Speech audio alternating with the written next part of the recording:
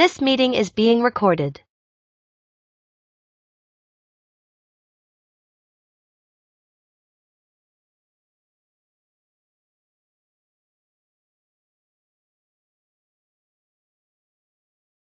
What up, everybody? All right. I'm just going to go ahead and get started here.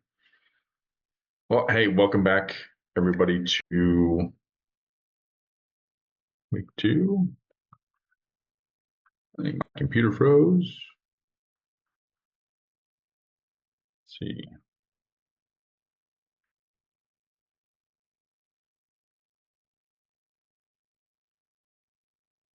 Wow.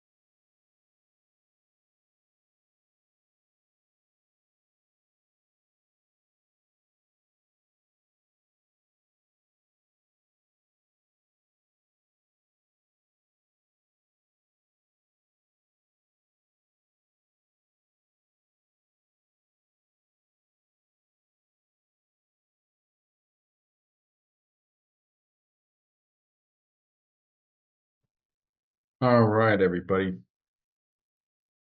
Just give me a second. I actually wanted to um,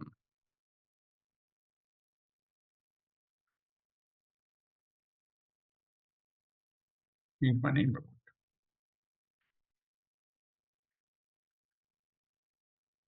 There, now everybody knows who I am.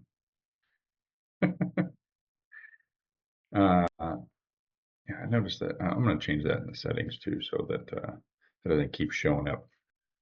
We are the AIM team, but to be fair, I'd like everybody just to know me for who I am. All right, so what are we doing today? Well, let's start with a recap of week one. This is week two. Super exciting, super exciting. And just, the the Friday call, the mastermind call. I'm kind of hesitating to record those just because there are some pretty personal stuff that goes on in there, and things that were going on, especially last week. We had somebody that was really opening up and really was very transparent in the things that were going on with them.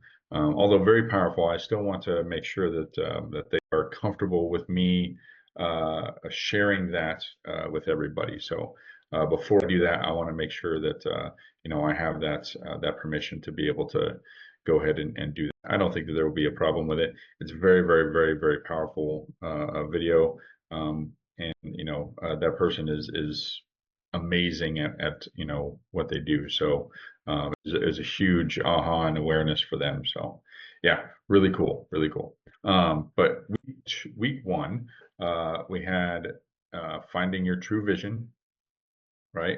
And we also had the call for simplifying your tech and your systems using the power of one.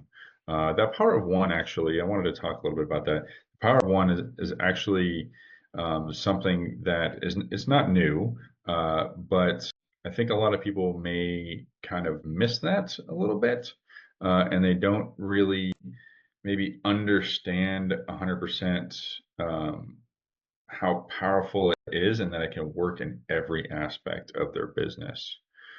So that's a huge one. And I implore everybody to go ahead and use that with pretty much everything. So if you want it to be your messaging, if you want it to be your if you want it to be, for doing the stuff that, in your tech, focusing on something in particular, the power of one is one of the tools that I use to really focus down my energy and to get clear on something that I would love to be able to convey to other people using my own experiences and things like that. And I have some questions and stuff like that that I usually ask myself, and I can share that with you guys too. Actually, I was just kind of finalizing some of that because I had it all kind of jumbled in a Google Doc, but I'll go ahead and share that with everybody on here as well. And I'll put it in the course down below the video. All right, so week two, we are going to be unplugging from that fear-based marketing. Okay.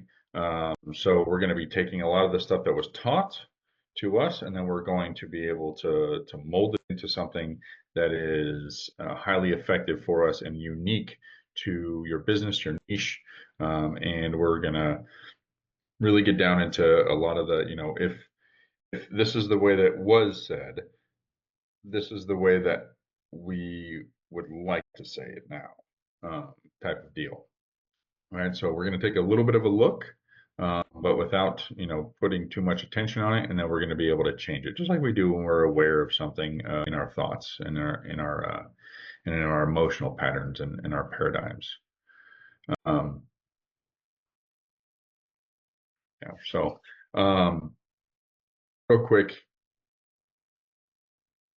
so this week too, I'm going to be giving you guys like some actual like pure homework to really take home, or not homework. I don't want to really say homework. I want to bring you back to school feeling, like, it's fifth grade again. No. well, maybe sixth grade. Maybe that's when you started getting a lot of homework. But more so with things that are really going to start moving the needle. Because once week one is done and you guys understand, okay, we're gonna have these specific things that we're gonna do, and we're gonna gain some clarity. Now it's time to start plugging them into the stuff that we actually are using, right? So we're going to identify some of those fear-based tactics right now. Okay, so what's the worst marketing advice that you've probably ever heard? I can give you my example, which is uh, you gotta hit them where it hurts. No joke. That was said to me by somebody that was they'd been marketing for decades, and you got to use that pain that they're feeling right now. You got to really exploit that pain. And when they said that to me, I knew right then and there I did not want to work with this person. I did not want to do anything with this person. Anything that they're going to teach me is a conformity of some kind. And they were really, I could tell in their sales tactics and stuff too that they were they were very much into that gripping mode. And that's not really where I wanted people to be. It's not where I wanted my clients to be. It's not where I wanted my clients to be. And that's not where I wanted to be either. So I had to start with me and kind of work my way up there. Um, so uh, let's kind of call them out a little bit, right? So buy now or you'll regret it forever type of deal, right? That's one of those ones that is used a lot. And again, I don't use call to action, I use call to connect. Instead of buy now, you'll regret it forever, I use something like, um, if you would love to connect or learn more about this, I'm open to a conversation. Or if you would love to see what this can do for you, um, I'm open to a conversation of some kind. DM me, call me, or whatever. But connect with me in some way, right? That's that fake urgency that most of the fear-based tactics are placing on it, and we're not gonna play that game. Same thing with timers and 5 spots left, stuff like that. Well, it's like scarcity, right? We'll just say scarcity pressure. There's only 2 spots left, even though it's a virtual event. You could probably have, well, if you have the free version of Zoom, 100 people, right? But let's just say you have 200 and you got to spend the $15 a month to get an extra 100, right? Or something like that. So I wouldn't use the 2 spots left. I would say something more like, this is one of those opportunities that is going to transform your life for the better. Let me know if you're interested. I invite you to join, right? Something like that. Because that in itself, you're removing the fear that you are giving it, right? And let me say this one thing here. So when I talk about fear, I'm not talking about the fear that they may have over whatever it is the program that they have. If they choose to go into fear over something, then that's the choice that they're going to make.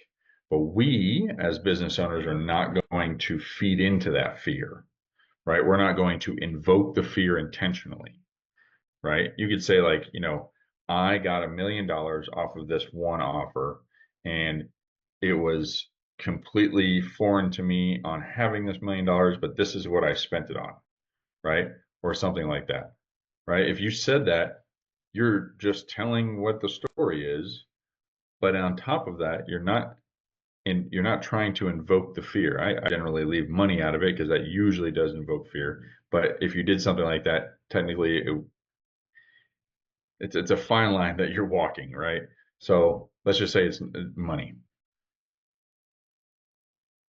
I have made a an amount of success in my business that affords me freedom and this and something else, right? Freedom from freedom, financial freedom. It affords me time freedom with my family, and affords me to travel the world, right? Something like that.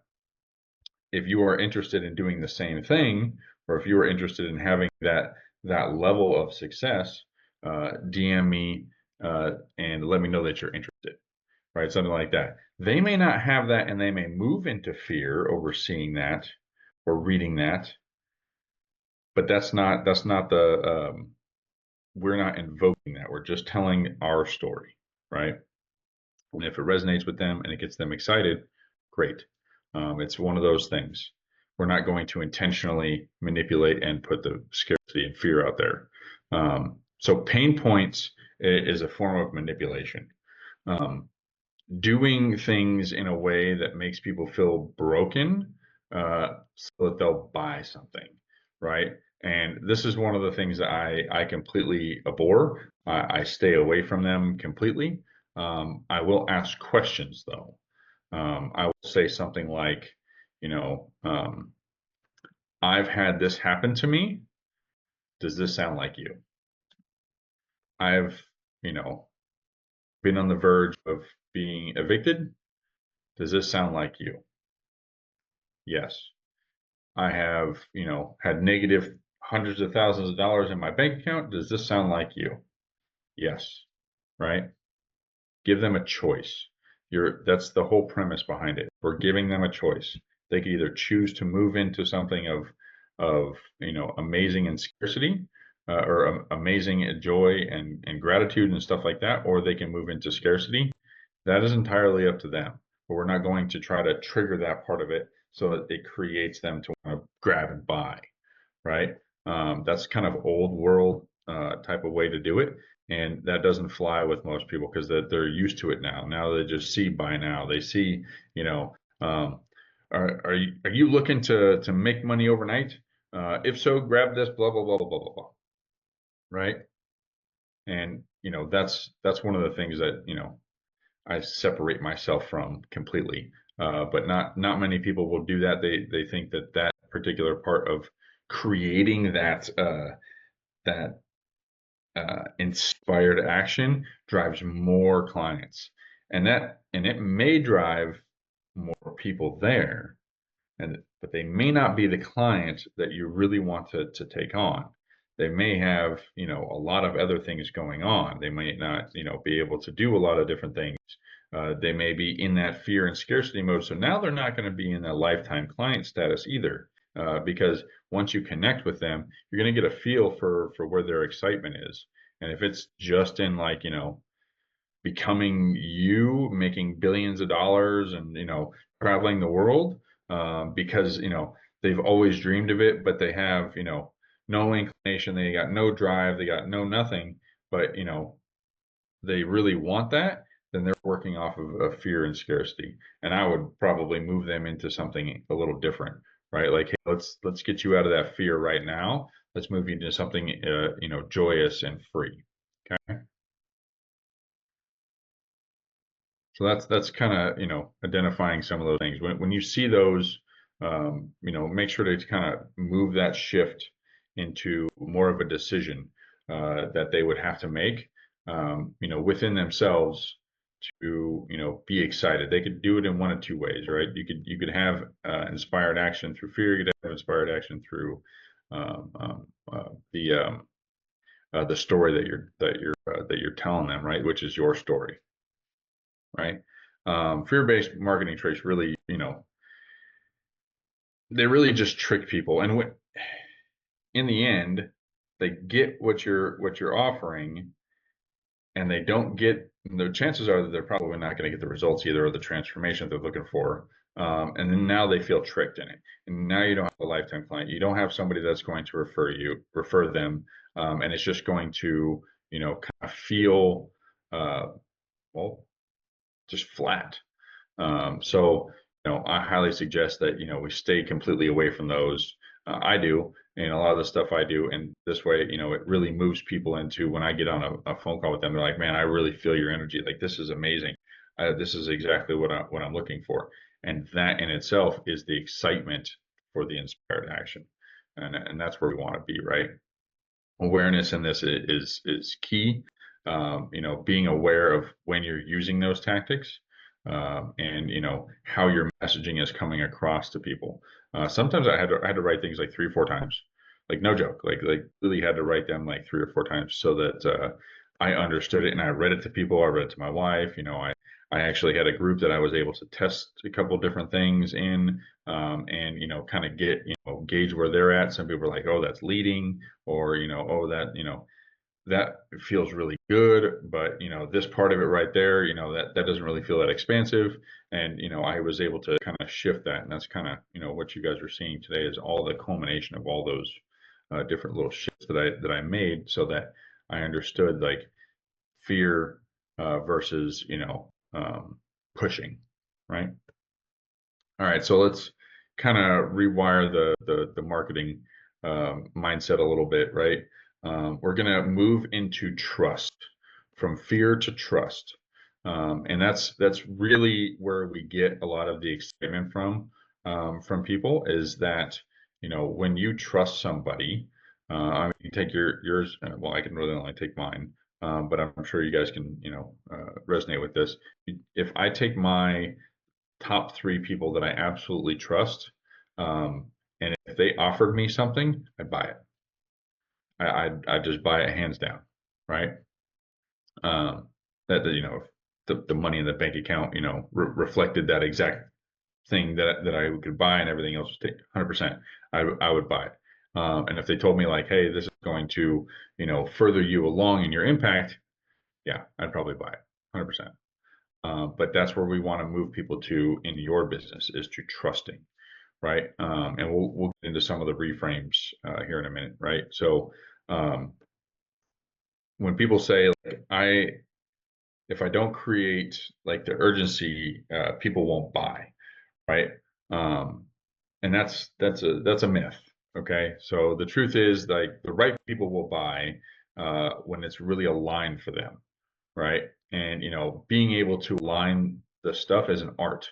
And this is something that I work closely with some of my one-on-one clients with as well, is being able to come up with a way so that we can go, okay, we're not going to create the fake urgency, but what we are going to do is we are going to get them to trust you via specific ways, right? Whether it be putting out a video that solely talks to them, putting out stuff that is transparent. That's a big one. Like it's resonating with you. Like what I talked about. Um, Being homeless and on the verge of eviction. With negative thousands of dollars in your bank account. I know exactly what that feels like. When somebody hears that, they immediately are like, oh man, this guy is like, he's just like me. He has all these things. He's just a normal person, and that creates some trust, because I don't put myself up on a pedestal. I don't think that I'm better than anybody else, and that comes across with that transparency, right? Um, One of the other fears that I hear a lot is, I have to be everywhere or I'll be completely forgotten. That's something that I've heard in marketing for quite some time. Like you got to be everywhere.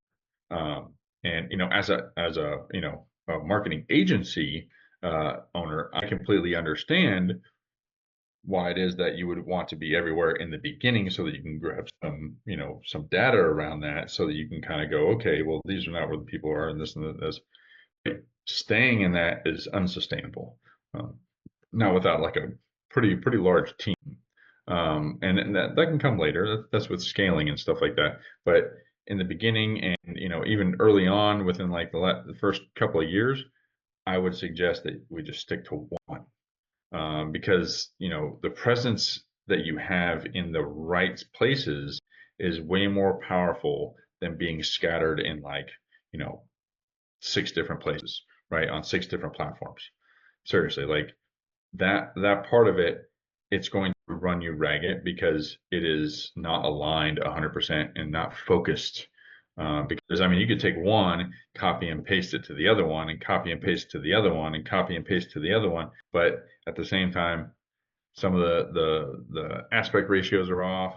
It doesn't want to take X amount of words. Um, it doesn't accept specific things. The video's too long. Like he doesn't upload right. Like all this stuff that happens when we split our energy and it's not 100% aligned. And can be extremely frustrating. That's why, in week one, we got down into picking one way to kind of engage in some places, one or two. I highly say one, but I know some of you might want to do two, especially if you're in like professional business of some kind.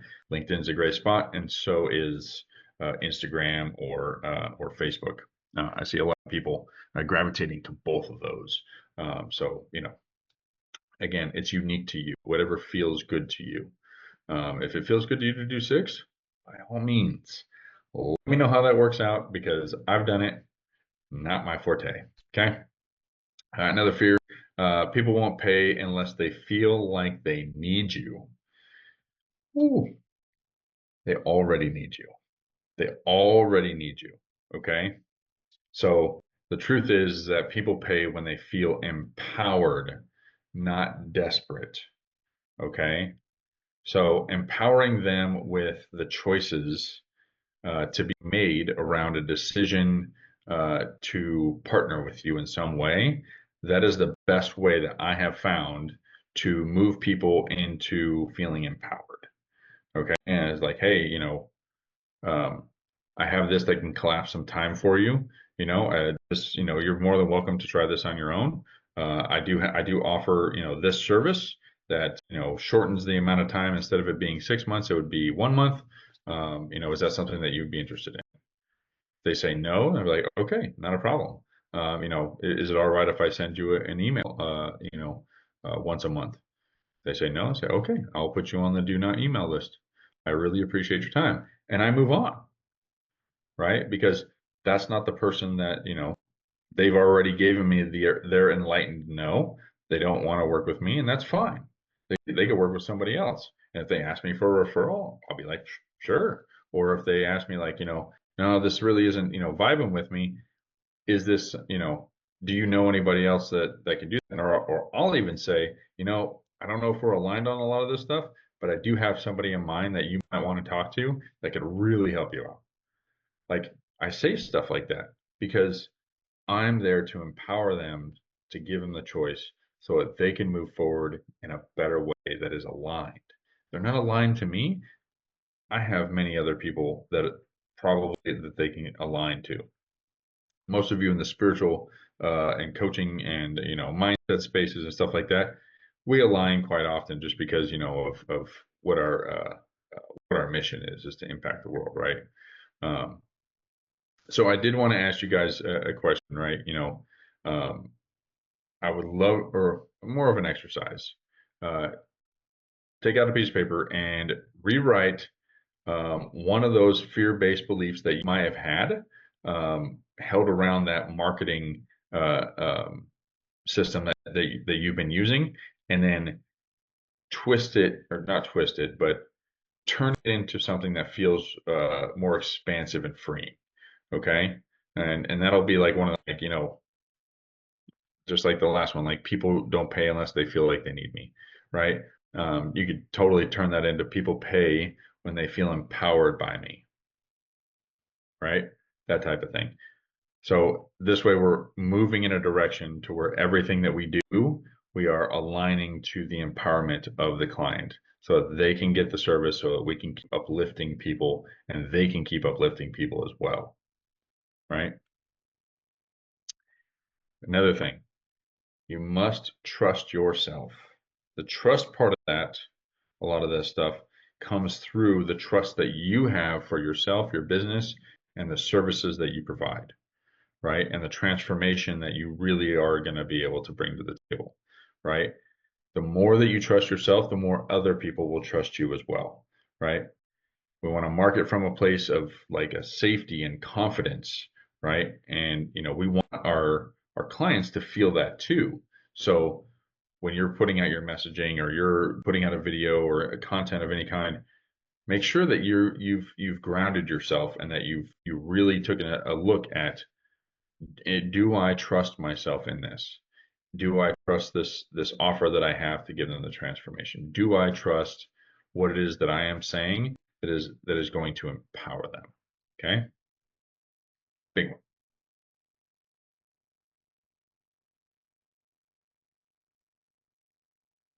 Yeah, I have a kind of like a blurb here that I wrote. It says people don't buy because they feel pressured. They buy because they feel seen, understood, and empowered.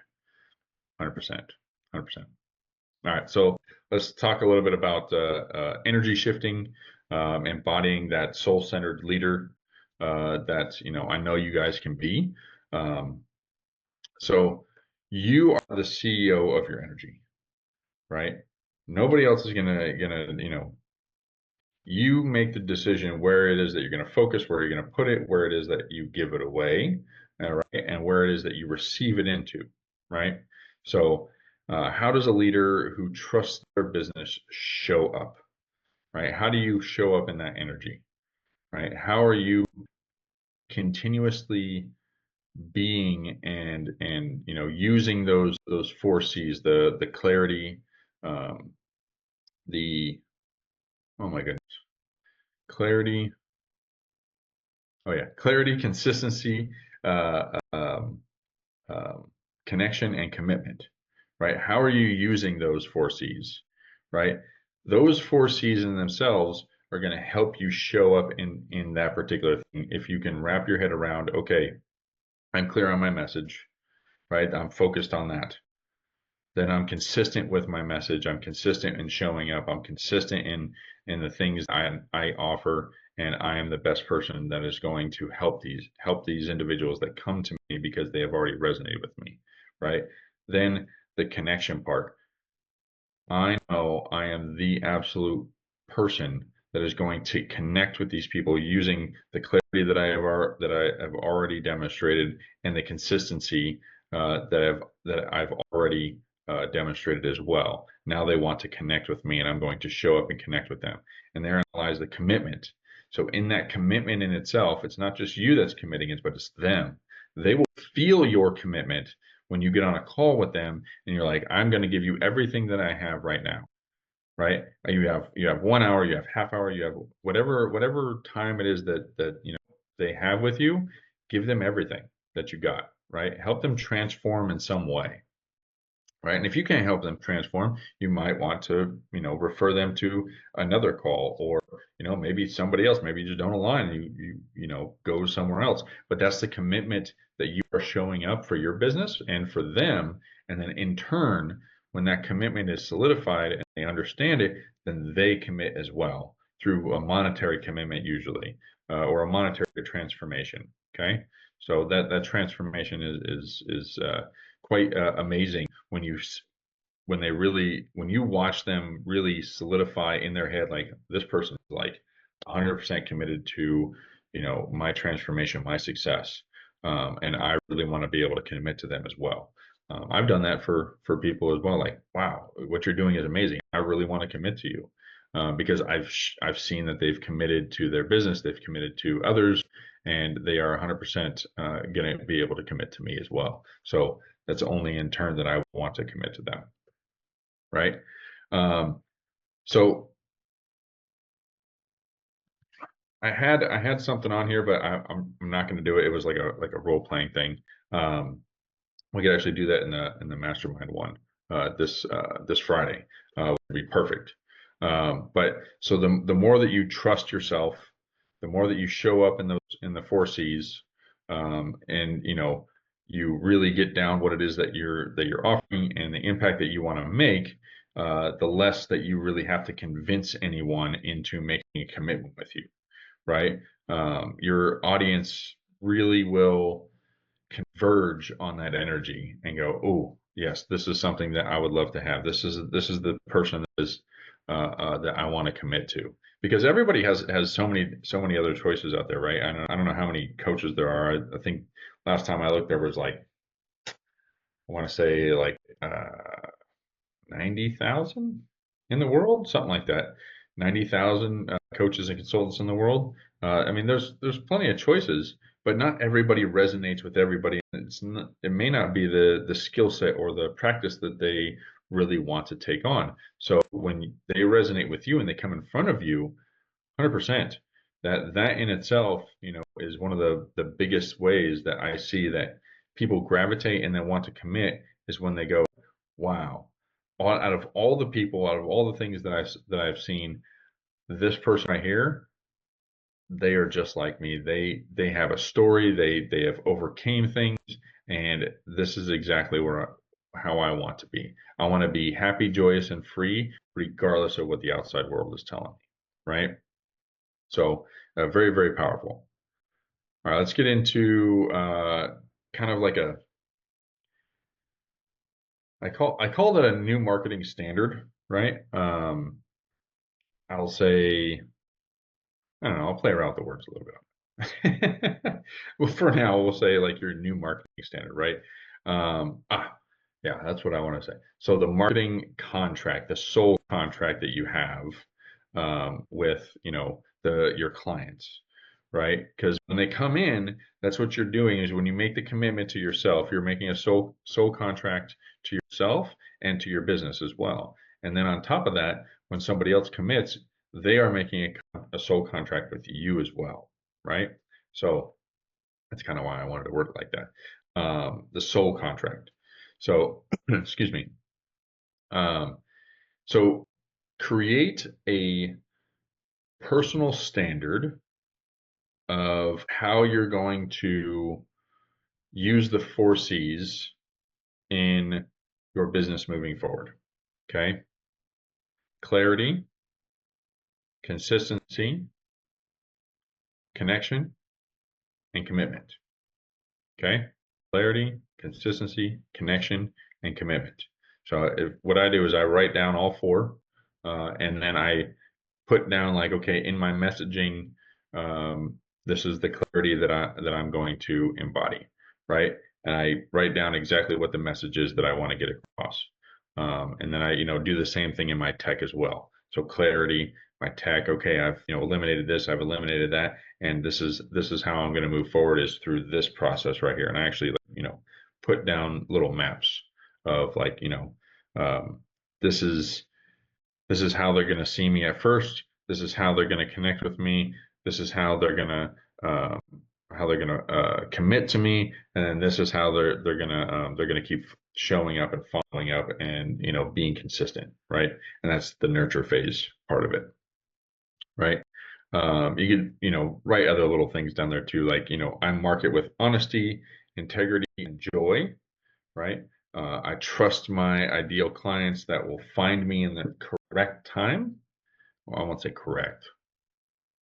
They will find me they will find me in the time that was needed for them, right? Something like that, right? I share from my heart, not from fear. And I use those 4 C's in there as well as I'm going through all of that so that every little thing that I do has those 3 elements of leadership, um, messaging, and tech, right?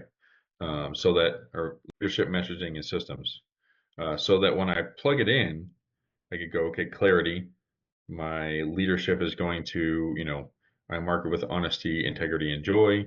Um, then my, um, excuse me, leadership, and then messaging was like, uh, I, um, I remove all things that have anything to do with fear from my messaging, and I show up as the true me that I want to be, right? And then in my systems, um, I make it very easy for people to connect with me and stay committed to me and know, love, and trust me.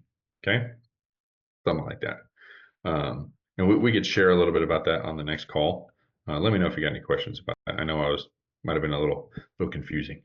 Um, so this is actually going to be your new marketing compass.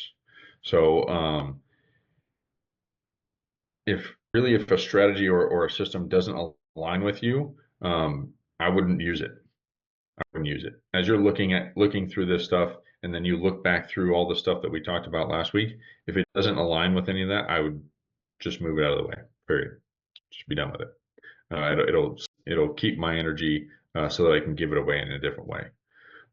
So when you hold yourself in that higher standard, right, your marketing really does become effortless.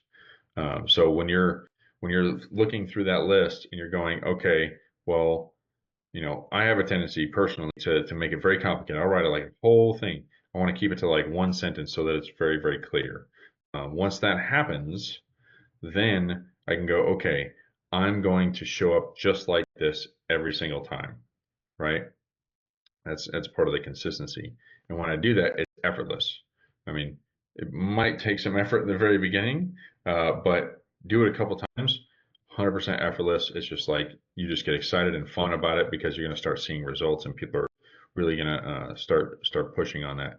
Now, even if you don't see results, I highly suggest that you get excited about it just so that you have that energy when you put it out as well.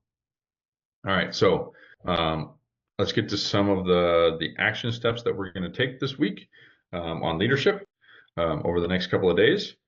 So, what's one of the fear-based marketing habits that you're going to leave behind today, right? What's one new way that you'll show up in your marketing with trust and confidence? Okay, that's some of the reflection to kind of look back on after today.